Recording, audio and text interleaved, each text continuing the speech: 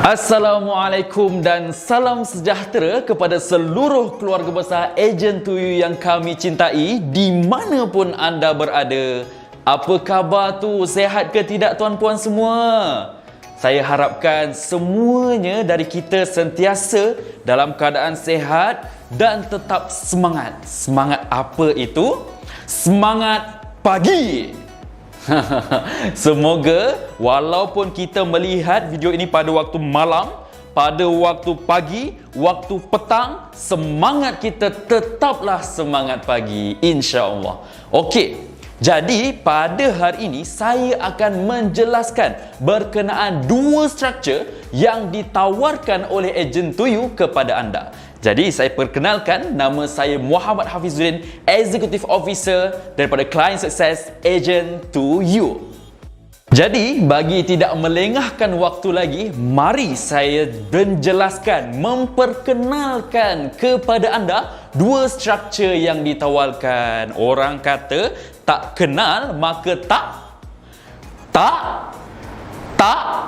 bukan tak tuntuang, tetapi ta'aruf. Saya akan memperkenalkan kepada anda dua struktur yang ditawarkan. Yang pertama adalah struktur centralized dan yang kedua adalah struktur trading. Dan seperti yang kita maklum, inilah dua-dua struktur yang dijelaskan oleh kita punya business development pada sesi preview yang anda telah berjumpa, dan kita akan mantapkan lagi berkenaan dengan pemahaman berkenaan dengan struktur ini. Okey, berkenaan dengan struktur centralized.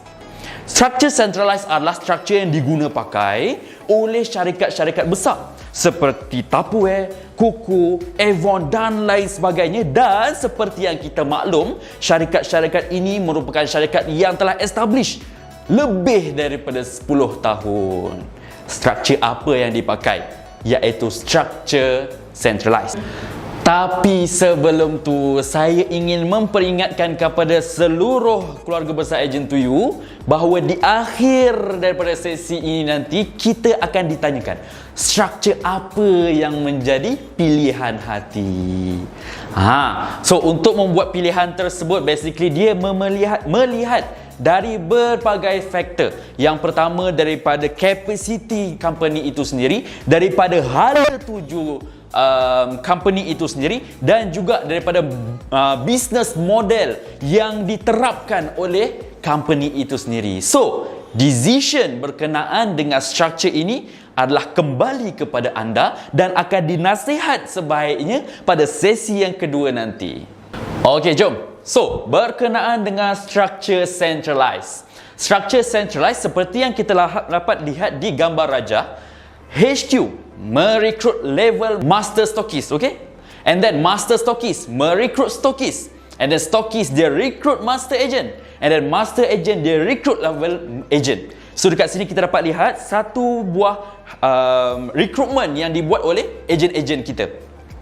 Dan mari kita lihat di bahagian arrow pula yang di sebelah sana berkenaan dengan ordering dan juga payment yang dibuat, yang digunakan dengan struktur centralized ini. Kalau kita dapat lihat daripada arrow tersebut, masing-masing daripada level agent membuat order direct kepada HQ. Agent akan buat pembelian direct kepada HQ. Master agent buat order direct kepada HQ di dalam sistem. Stockist buat pembelian direct kepada HQ di dalam sistem. Dan kalau kita dapat lihat di garis-garis di warna merah ini pula merupakan delivery dan self pickup. Cara macam mana HQ tersebut ingin menghantarkan produk mereka kepada level-level bawah agent. Okay, so kalau kat sini kita dapat tengok HQ menghantarkan produk tersebut direct kepada level-level agent. HQ hantar kepada master stockist, HQ hantar direct kepada stockist, HQ direct hantar produk tersebut kepada master agent. So, di sini kita lihat sebuah kelangsungan yang sangat cepat, di mana sekiranya agent tersebut mereka membuat pembelian di dalam sistem, HQ akan terus menghantar produk mereka kepada level agent tersebut. Dan inilah struktur centralized. Daripada struktur centralized, kita dapat merumuskan dua perkara. Yang pertama, Di dalam structure centralized, kita menggalakkan masing-masing level agent membuat personal sales mereka sendiri.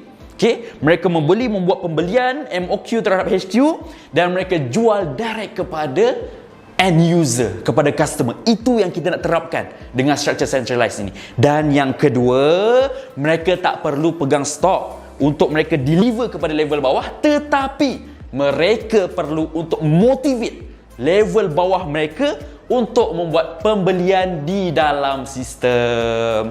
Dan kat sini kalau kita dapat tengok, sangat cantik sekali di mana flow ini berlaku. Mereka fokus kepada personal sales dan dalam waktu yang sama mereka fokus kepada how to motivate level bawah mereka membuat pembelian di dalam sistem. Luar biasa bukan untuk structure centralized ni? InsyaAllah luar biasa. Sebelum kita tutup, saya ingin menjelaskan berkenaan kenapa dropship tu ada titik ... Salah satunya sebabnya adalah kita adalah agent to you. Kita bukan dropship to you. Dan seperti yang kita maklum, dropship ni mempunyai banyak PL. Yang pertama, mereka jual banyak produk. Yang kedua, mereka mungkin kurang kesetiaan. Yang ketiga, mereka malas untuk masuk dalam sistem, ingin membuat pembelian dalam sistem. Dan berbagai-bagai lagi lah PL mereka. Jadi, dropship di sini kita bahagikan kepada 3. Dropship yang pertama memang kita tak masukkan dekat dalam sistem. Yang kedua adalah mereka masuk ke dalam sistem tetapi adalah untuk tujuan rekod sahaja. Dropship yang ketiga adalah mereka yang membuat pembelian di dalam sistem. So, perlu kita ingat, jika dropship, mereka buat pembelian di dalam sistem, level-level atas mereka tidak boleh kikis produk kepada level dropship ini. Begitulah. Sebabnya jika contohnya agent ataupun stokis, mereka kena beli dalam bentuk MOQ 5 unit produk setiap kali pembelian. Contoh, dia kena jual semua 5 unit produk tersebut kepada end user. Tak boleh jual kepada dropship. Sebab apa?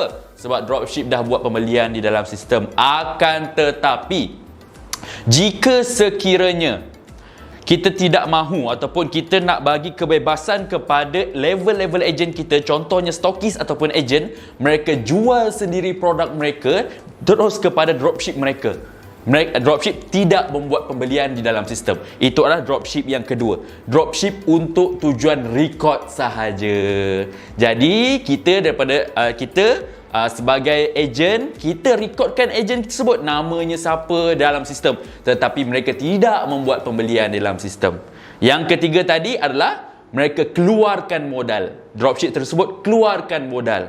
So, kalau kita pilih yang kedua ini, maka level-level agent, mereka boleh beli dengan MOQ mereka. Contohnya stokis, kena beri 5 unit produk. 3 unit produk dia jual kepada end user, 2 unit produk boleh jual kepada dropship. Mudah. Dropship pun just kalau nak buat pembelian, mereka cakap kepada upline mereka nak buat pembelian, nak order barang. So, tak perlu buat pembelian dalam sistem. So, tetapi kita boleh motivate ataupun kita boleh minta untuk level agent tersebut mereka rekodkan jualan mereka terhadap dropship, sebab kita nak bagi something, excitement, reward untuk mereka jika mereka merekodkan jualan dropship mereka. Itu adalah sedikit sebanyak berkenaan dengan pilihan berkenaan dropship. So, dropship anda yang mana satu? Tak direkodkan sama sekali untuk tujuan rekod ataupun mengeluarkan modal. Untung jualan structure centralized ada 2. Yang pertama bersifat harian dan yang kedua bersifat bulanan. Macam mana boleh jadi bersifat bulanan dan juga harian? Yang pertama, harian is a sales profit, iaitu ketika contohnya masa stokis dia beli terhadap HQ and then produk tersebut dah sampai kepada dia. Contohnya harga produk tersebut adalah RM10, dia jual kepada end user dengan harga RM20. So, secara tidak langsungnya dia dah pun mendapat profit harian dia RM10 tadi. Itulah profit harian ataupun sales profit yang didapatkan oleh master stokis. Dan juga bulanan didapatkan oleh mana? Di dalam structure centralized berlakunya overriding commission. Apa itu overriding commission? Saya just ingin menjelaskan sedikit sahaja dan akan dijelaskan lebih panjang lagi jika anda memilih structure centralized. Okey.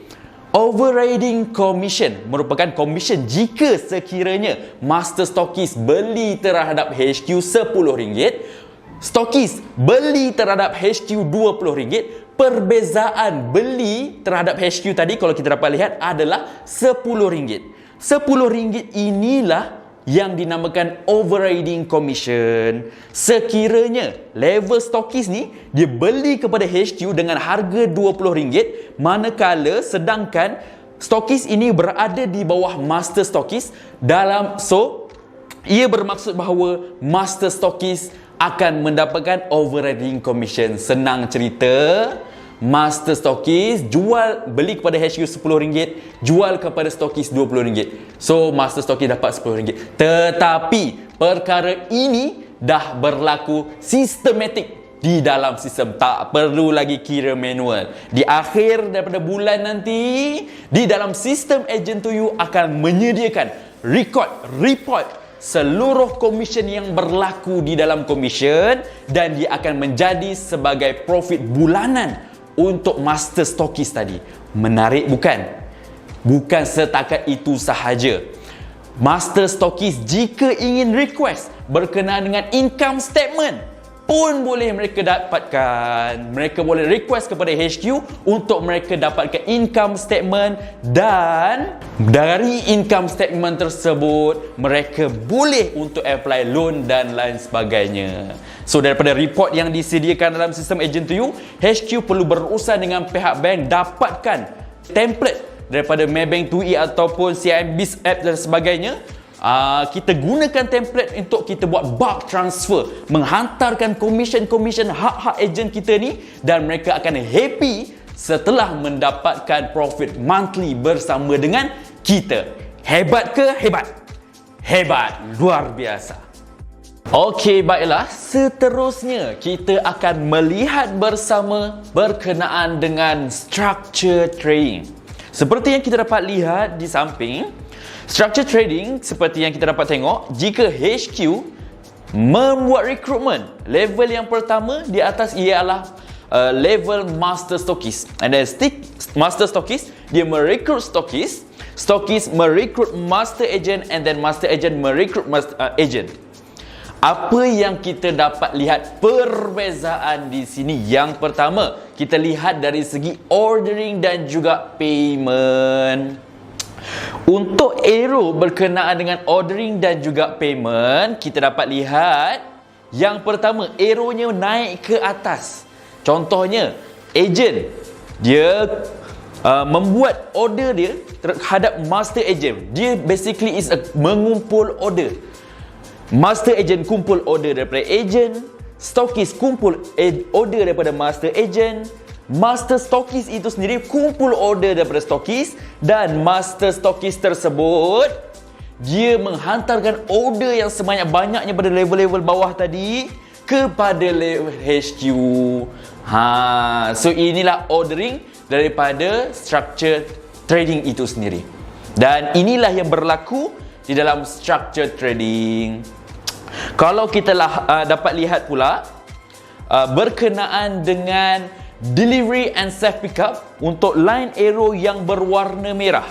Okey, apa yang kita dapat tengok dekat situ, HQ menghantarkan produk sebanyak-banyaknya produk tadi yang dibuat order oleh level master stokis ke level master stokis. Master stokis akan kikis produk dia kepada stokis. Stokis akan kikis lagi produk dia ke level master agent, and then master agent akan kikis produk dia pada level agent. So inilah yang berlaku untuk structure trading, dan seperti yang kita dapat lihat, sedikit sebanyak cabaran ada kemungkinan dapat berlaku dekat situ. Yang pertama adalah consignment hutang. Consignment hutang akan berlaku jika HQ menghantarkan sebanyak-banyaknya produk kepada level master stokis. Master stokis dia kikis lagi produk daripada stokis, dan stokis ni pegang banyak barang. Dia katalah kepada master agent, master agent, contoh namanya Abu, ambillah produk dulu, bayar kemudian tak apa, tak ada masalah. Dah mula jadi tabiat jadi kat situ. Consignment hutang berlaku. Lepas tu sampai satu tahap di mana jadi bad debt, jadi hutang lapuk. Stokis ni tak dapat juga daripada pembayaran daripada master agent. Stokis tu katalah pula kepada level atas dia, master stokis, saya nak ambil produk, tapi boleh ke saya nak hutang dulu?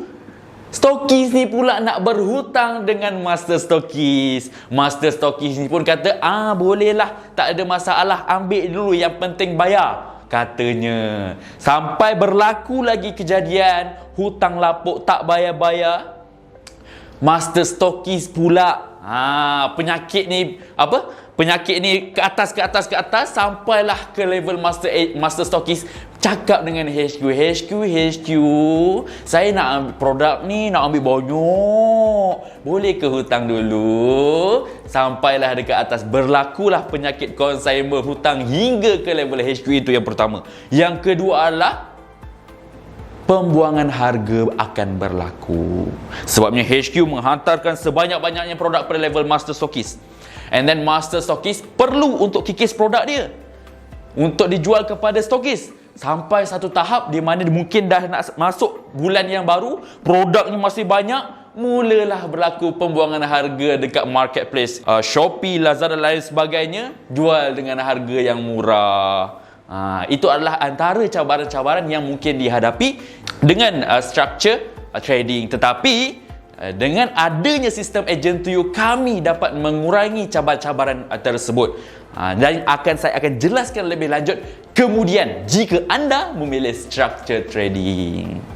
Okey, baiklah. So, sedikit sebanyak kesimpulan yang kita dapat take note daripada kedua-dua structure ini. Yang pertama, structure centralized, masing-masing level agent mereka buat pembelian direct kepada HQ, HQ direct jual ataupun HQ direct menghantarkan produk mereka kepada level-level agent tersebut. Akan berlaku di situ profit, keuntungan bersifat harian dan juga bulanan. Bulanan yang seperti saya sebutkan pada awal tadilah, iaitu overriding commission dan commission-commission yang lain yang akan dikumpulkan terlebih dahulu oleh HQ, dan HQ akan buat bulk transfer kepada level-level bawah mereka, dan mereka akan mendapatkan keuntungan bulanan, dan mereka akan dapat income statement yang disediakan dalam sistem agent to you, dan daripada income statement tu mereka boleh buat loan. Itu adalah structure centralized. Dan antara perkara yang perlu di take note juga, HQ yang memilih structure centralized ini, staff yang menguruskan about the logistik perlulah sedikit ramai. Sebabnya mereka daripada HQ sendiri perlu untuk buat packing dan lain sebagainya untuk menghantar produk-produk yang diorder oleh level-level agent secara keseluruhan. Okey, dan seterusnya untuk structure trading, apa yang kita dapat lihat, HQ menghantarkan sebanyak-banyaknya stok pada level yang paling atas. Contohnya adalah level master stokis. Master stokis akan kikis produk daripada stokis, and then stokis akan kikis produk mereka pada master agent. Sedikit sebanyak ada berlakunya cabaran-cabaran yang mungkin kita dapat predict pada awal lah. Tetapi dengan adanya sistem agent to you, kita akan bantu sebaiknya untuk mengurangi cabaran tersebut. So, pemilihan structure adalah di tangan anda. Structure mana yang menjadi pilihan hati anda, dia akan kembali lagi kepada model bisnes anda, macam mana ia berlangsung. Yang kedua adalah daripada capacity HQ sendiri, adakah mampu untuk kita hire ramai staff-staff untuk menguruskan about the logistik. Dan seterusnya mungkin kita boleh lihat berkaitan dengan hala tuju company itu sendiri. Jika ia ingin growth dengan sangat-sangat besar, so mungkin centralized adalah yang terbaik. Dan seterusnya berkenaan dengan, perlu dititik beratkan berkenaan dengan capacity, hala tuju dan juga perkara-perkara itu tadi. Sebab structure inilah yang akan menentukan masa depan company anda, macam mana ia akan berlangsung. So, itu sahaja daripada saya berkenaan dengan sedikit ringkasan berkenaan dengan structure trading dan juga centralized. Silakan dan nyatakan pilihan anda kepada tim kami. Assalamualaikum.